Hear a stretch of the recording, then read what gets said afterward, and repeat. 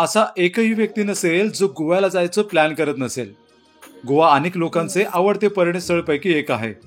मित्रांनो, आज आपण ह्याच गोवा राज्यातील नॉर्थ गोवा आणि साऊथ गोवा या भागातील 10 असे प्रसिद्ध बीच कोणते आहेत हे जाणून घेणार आहोत.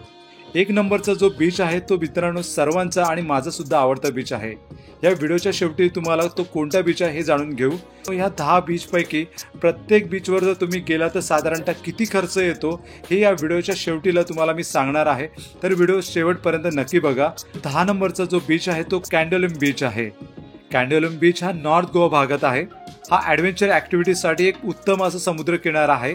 म्हणूनच या ठिकाणी तरुण मोठ्या संख्येने या समुद्र किनाऱ्यावर येतात. आपण जर कॅन्डोलिम मध्ये असल्यास वेग बोर्डिंग हा वॉटर स्पोर्ट्स ॲक्टिव्हिटीज ट्राय करायला विसरू नका.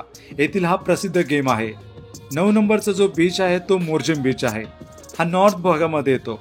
मोर्जिम बीच खूप सुंदर आणि प्रसिद्ध बीच पैकी एक आहे. मोर्जिम बीचला शांत आणि गोव्यामधील कमी गर्दीचा समुद्र किनाऱ्यापैकी म्हणून ओळखला जातो, कारण येथे काईट सर्फिंगचा आनंद घेण्यासाठी हा मोर्जिम समुद्र किनारा चांगलाच प्रसिद्ध आहे. या बीचच्या बाजूला रेनबो बार अँड रेस्टॉरंट हे कॉन्टिनेंटल फूड इकडे तुम्ही ट्राय करू शकता. 8 नंबरचा जो बीच आहे तो अंजुना बीच आहे. क्लासिक गोवन वाईब अनुभवण्यासाठी अंजुना बीच एक सर्वोत्तम ठिकाणापैकी एक आहे. दिवसा हा भव्य समुद्र किनारा त्याच्या चमकत्या पांढऱ्या वाळूने भरलेला आहे. संध्याकाळी तुम्ही जर या ठिकाणी असल्यास तर इथे मोहक नाईट लाईफचा आनंद तुम्ही घेऊ शकता.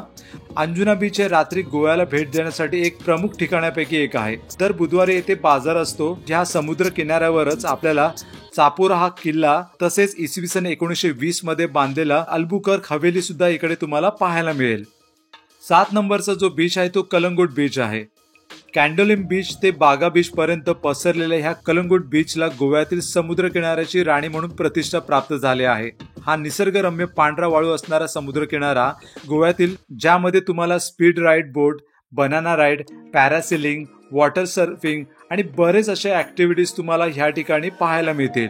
6 नंबरचा जो बीच आहे तो बागा बीच आहे. गोव्यातील लोकप्रिय किनाऱ्यापैकी एक म्हणजे बागा बीच असून हा मोर्जिम बीचच्या थोडा पुढे आहे. या बीचवर शांत वातावरण आहे. तसेच आपल्याला बीचवरून नैसर्गिक दृश्यांचा आनंद सुद्धा घेता येतो. बागा बीचवर आपण पॅरासेलिंग, बनाना राईड असे खेळाचा आनंद घेऊ शकता. पणजी शहरापासून हा बीच 17 किलोमीटरच्या अंतरावर आहे आणि ह्या बीचच्या बाजूलाच शायनिंग स्टार बीच रेस्टॉरंट आहे. येथे तुम्हाला मॉकटेल्स सोबत अनेक ड्रिंक ट्राय करायला मिळू शकतात. नंबर 5 चा जो बीच आहे तो कोलवा बीच आहे. गोव्यातील प्रसिद्ध बीच पैकी हा बीच आहे. हा बीच साऊथ साइडला आहे. जेटकिंग आणि पॅरासेलिंग सारखे वॉटर स्पोर्ट्स ऍक्टिव्हिटीज या ठिकाणी खेळले जातात. आणि मित्रांनो, संध्याकाळचा सनसेट पाहायला इकडे अजिबात विसरू नका. या समुद्र किनाऱ्यावर नोव्हेंबर पासून फेब्रुवारी महिन्यापर्यंत खूपच गर्दी असते आणि कोलवा बीच हे पर्यटकांचे गोव्यातील एक प्रमुख आकर्षण आहे. नंबर 4 चा जो बीच आहे तो मित्रांनो वेगेटर बीच आहे. वेगेटर हा बीच नैसर्गिक सौंदर्याचा आनंद घेण्यासाठी एक उत्तम ठिकाण आहे आणि या ठिकाणी समुद्र किनाऱ्यावर पांढरी वाळू, उंच खडक आणि नारळाची झाडे इकडे आपल्याला पाहायला मिळतील. वेगेटर हे बीच गोवा या राज्याची राजधानी असणाऱ्या पणजी या शहरापासून 21 ते 22 किलोमीटर अंतरावर आहे. नंबर 3 चा जो बीच आहे तो पोलेलेम बीच. गोव्यामध्ये तुम्हाला जर राहायचे असेल तर पोलेलेम बीच या ठिकाणी तुमची राहायची चांगल्या प्रकारे सोय होऊ शकते, कारण या ठिकाणी कोको प्रकारचे हट्स तुम्हाला इकडे पाहायला मिळतील. मित्रांनो, ह्या बीचच्या जवळच तुम्हाला जेम्स कॅफे बीच हट हे रेस्टॉरंट आहे. ते तुम्ही सी फूड बरोबर लाईव्ह म्युझिकचा आनंद घेऊ शकता. नंबर 2 चा जो बीच आहे तो मोबर बीच आहे. या बीचवर तुम्ही water ski, speed boat, banana ride, parasailing, water rides आणि वॉटर सर्फिंग सारखे अनेक खेळ खेळू शकता. नंबर 1 चा जो बीच आहे तो द्वारका बीच आहे. गोव्याची राजधानी असणाऱ्या पणजी पासून 30 किलोमीटर अंतरावर हा साऊथ साइडला असणारा द्वारका बीच आहे. हा बीच हिरव्यागार झाडांनी वेढलेला असून अनेक नेचर लव्हर ह्या ठिकाणी व्हिजिट देतात आणि हा गोव्यातील one of the best beach म्हणून ओळखला जातो. ह्या बीचच्या बाजूलाच द्वारका इको बीच रिसॉर्ट आहे.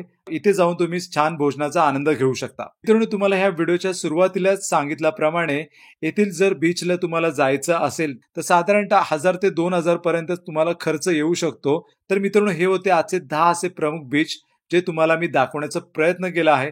तुम्हाला हा व्हिडिओ कसा वाटला मित्रांनो नक्कीच कमेंट करून सांगा. हा व्हिडिओ जर तुम्हाला आवडला तर ज्या मित्रासोबत तुम्ही जाण्याचा इथे प्लॅन करताय तर हा व्हिडिओ त्याच्यासोबत शेअर करायला विसरू नका.